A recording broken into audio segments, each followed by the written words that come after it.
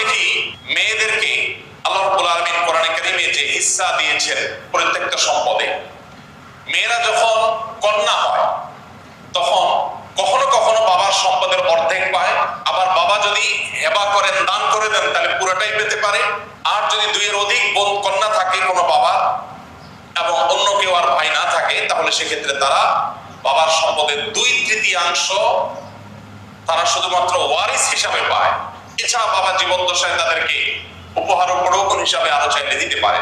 আর যদি নারী মা হন তাহলে সেক্ষেত্রে কখনো মৃত ব্যক্তির টোটাল সম্পদের 1/3 1/3 অথবা 6/1 পেতে পারে। এটা নির্ভর করে যে সন্তানের মা হিসেবে সম্পদ পাচ্ছেন সেই সন্তানের ঘরে সন্তান আছে কিনা। সন্তান থাকলে তখন 6/1, আর কোনো সন্তান না থাকলে, নিজের ছেলের ঘরের বা মেয়ের ঘরে কোনো সন্তান না থাকলে সেই ছেলে বা মেয়ের সম্পদ থেকে 1/3 পর্যন্ত পেতে পারে।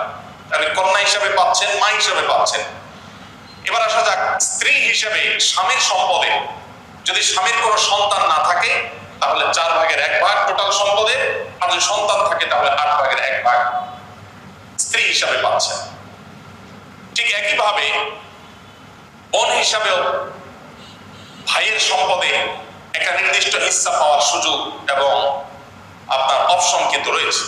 তাহলে নারীরা আপনি দেখবেন স্ত্রী হিসাবে সম্পদ পান, মা হিসাবে সম্পদ পান, মেয়ে হিসাবে সম্পদ পান, বোন হিসাবে সম্পদ পান, সর্বাবস্থায় সম্পদ পাচ্ছেন।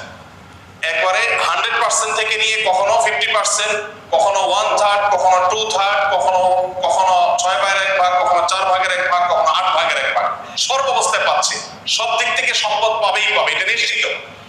আবার বিয়ের সময় স্বামীর কাছ থেকে পাওয়া পাবে। তাহলে পাওয়ার ক্ষেত্রে সব দিক থেকে পাইল, ব্যয়ের ক্ষেত্রে কত পার্সেন্ট দায় আছে মেয়েদের? কোন দায় আছে? আপনি ছেলে মানুষ, তখন মেয়েদের পক্ষে বললাম, আসলে আপনাদের পক্ষে একটু বলি। ছেলে মানুষ বিয়ে করতে গেছেন, মোহর আপনারা দিতে হবে, স্ত্রী দিবে না, স্ত্রী নিবে শুধু। এরপর বিয়ের পর প্রথম শ্বশুরবাড়ি যাচ্ছেন, স্ত্রীকে সাথে নিয়ে প্রথমবার বেড়াতে যাচ্ছেন, মিষ্টির টাকা কে দিবে? স্বামী। শরিয়ার নির্দেশ, এটা বাধ্য, বাউন্ড, স্বামী দিবে, স্ত্রী না। আবার শ্বশুরবাড়ি থেকে নিজের বাড়িতে ব্যাক করছেন, তখন ফলমূল মিষ্টি যাই কিনেন, এটা বিলও কে দিবে? স্বামী দিবে। তাহলে ব্যয়ের ক্ষেত্রে 16 আনা হলো ছেলে, আর আয়ের ক্ষেত্রে সব জায়গা থেকে আয়ের অপশন আছে কার? মেয়ে। এখন আপনি ছেলে হিসাবে প্রাপ্তবয়স্ক যখন হয়ে গেছেন, বাবার হোটেলে তারপরও খান, ভার্সিটিতে পড়েন, বাবা টাকা পয়সা পাঠায়, এটা তো বোনাস হিসেবে পাচ্ছেন। কোন বাবা যদি বলেন যে দেখো বাবা, তুমি প্রাপ্তবয়স্ক হয়ে গেছো, শরিয়ার দৃষ্টিকোণ থেকে বালেগ হয়ে গেছো, এখন আল্লাহ আমাকে বাধ্য করে নাই তোমার ভরণ পোষণ দেওয়া, অতএব তোমার চরকায় তুমি তেল দাও, এটা যদি কোনো বাবা বলতে চান তাহলে বলতে পারেন, সে রাইট তার আছে। যদিও বেশিরভাগ বাবাই বলেন না, আলহামদুলিল্লাহ, তাদের নৈতিক দায়িত্ব থেকে তারা এটা করেন।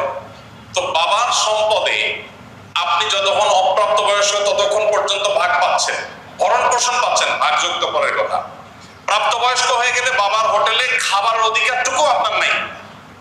কিন্তু মেয়ের কতদিন আছে? যতদিন বিয়ে না হয় ততদিন। বিয়ে হয়ে গেলে কার? স্বামী। স্বামী মারা গেলে হয় ছেলের, নইলে ভাইয়ের, নয় আবার বাবা। কোনো না কোনো ভাবে কোনো না কোনো পুরুষের উপর তার দায়িত্ব শরীয়ত বর্তাইছে যে হ্যাঁ কেউ না কেউ নিতে হবে। তাহলে ছেলে নিজের চরকায় তেল দিতে হচ্ছে প্রাপ্তবয়স্ক হওয়া থেকে নিয়ে। এরপরে এই বেচারা বিয়ের পরে স্ত্রীর দায়িত্ব, ছেলে মেয়ের দায়িত্ব, মা বাবার দায়িত্ব, সব দিক থেকে দায়িত্ব তার। কিন্তু সে বাবার সম্পদে যদি 2 টাকা পায়, আর মেয়েকে যদি সব জায়গা থেকে খরচের ব্যাপারে দায় মুক্তি দেওয়া হয়, এমনকি তার অন্যের খরচ তো দূরের কথা, নিজের সরকার তেলটাও তার দেওয়া না লাগে, অর্থাৎ নিজের ভরণ পোষণটাও নিজে যদি জোগাড় করা না লাগে, এরপর তার যদি 1 টাকা দেওয়া হয়, তার প্রতি অবিচার করা হয়েছে না সুবিচার করা হয়েছে? শুধু সুবিচার। নারী হিসাবে তারে বরং অতিরিক্ত দেওয়া হয়েছে। কিন্তু আপনি আমাদের দেশে প্রায় শুনবেন যে এক শ্রেণীর মানুষ এটা নিয়ে খুব জোরে সোরে কথা বলে যে নারীকে বাবা মার সম্পদে সমান অধিকার দিতে হবে। ইসলাম সমান অধিকারের কথা বলে না, সরি, ইসলাম ন্যায্য অধিকারের কথা বলে। ইসলাম কখনো সমান অধিকার মেয়েদেরকে দিতে বলে না, ইসলাম বলে ন্যায্য অধিকার দাও। ন্যায্য অধিকার দিতে কখনো সমান দিতে হয়, কখনো বেশি দিতে হয়, কখনো কম দিতে হয়। আপনার 2টা ছেলে আছে, একটা বয়স 10 আর একটা বয়স 20। সমান অধিকার যদি দিতে যান তাহলে জামা কেনার সময় দুইজনের জন্য একই সাইজের জামা কেনা লাগবে। আর যদি ন্যায্য অধিকার দিতে চান তাহলে যার জন্য যেটা অ্যাপ্রোপ্রিয়েট হবে তার জন্য সেই সাইজের জামা কিনবেন। ইসলাম ন্যায্য অধিকার দিতে বলে, সমান অধিকারের কথা বলে না। সমান অধিকার শুনতে অনেক চমৎকার শোনা যায়, কিন্তু এটা বাস্তবতা সস্তা, অন্তঃসার শূন্য, বাস্তবতা বিবর্তিত। আপনার দুটি ছেলে আছে, একটার গায়ে জ্বর এসেছে 102, আরেকটার গায়ে কোনো জ্বর নাই। সমান অধিকারের দাবি হলো দুইজনকে ঠাসা নাপা খাওয়াবেন, আর ন্যায্য অধিকারের দাবি হলো একজনকে কুসুম গরম পানি দিবেন, আরেকজনকে শীতল ঠান্ডা পানি দিবেন। এখন কি ন্যায্য অধিকার দিবেন না সমান অধিকার দিবেন, সিদ্ধান্ত আপনার।